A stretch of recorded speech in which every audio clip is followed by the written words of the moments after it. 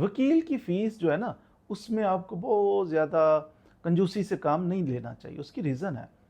देखिए, वकील साहब का कोई भी और सोर्स ऑफ इनकम नहीं है कि वकील साहब जनाब अपने चैम्बर में बैठे हुए हैं, आपका केस कर रहे हैं और साथ वो पार्ट टाइम रिक्शा भी चलाते हों, ऐसा थोड़ी होगा। उनका ओढ़ना-बिछोना, उनका सोर्स ऑफ अर्निंग जो है, वो वकालत है। आपका केस करते हैं, यहाँ से अर्न करना है उन्होंने, सिस्टम चलाना है, अपना घर चलाना है, बच्चे, मामलात सारे उन्होंने चलाने हैं। बल्कि वकील साहब के तो ऑफ़िस का जो खर्चा होता है, आप जाते हैं, आप अगर आपका कभी पाला पड़ा हो तो वकील साहब अच्छे होते हैं। डेरा टाइप उनका ऑफ़िस होता है। कोई आता है उसको चाय पेश करते हैं, जूस पेश करते हैं, हो सके तो खाना भी पेश करते हैं। कंपैरेटिवली बाकी जो प्रोफ़ेशन है ना, कंपैरेटिवली वुकला ज़्यादा अच्छा ट्रीट करते हैं कस्टमर्स के साथ, अपने क्लाइंट्स के साथ।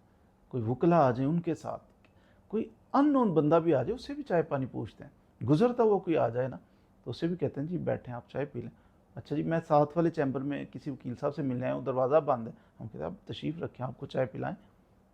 तो वुकला का एक अंदाज़ होता है। वकील की फ़ीस कैलकुलेट करते हुए ये नहीं सोचना आपने कि अच्छा जी पेपर कितने लगे हैं, आपके तो सिर्फ 10 पेपर लगे हैं, आप 10 पेपर को कैलकुलेट करें, ये तो 30 रुपए के पेपर लगे हैं। पेंसिल है तो कितनी आपकी खर्च हुई है।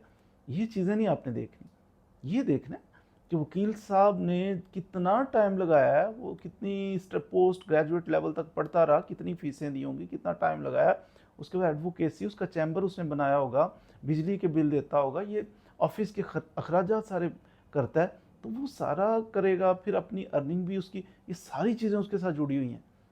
तो वकील साहब की फ़ीस कैलकुलेट करते हुए पेपर नहीं गिनने उसके, बल्कि सारे अखराजात, सारे मामलात को पेश नज़र रख के फिर सोचना है कि वकील साहब अगर फ़ीस चार्ज कर रहे हैं तो वो आपको फिर रीज़नेबल लगेगी, मुनासिब लगेगी।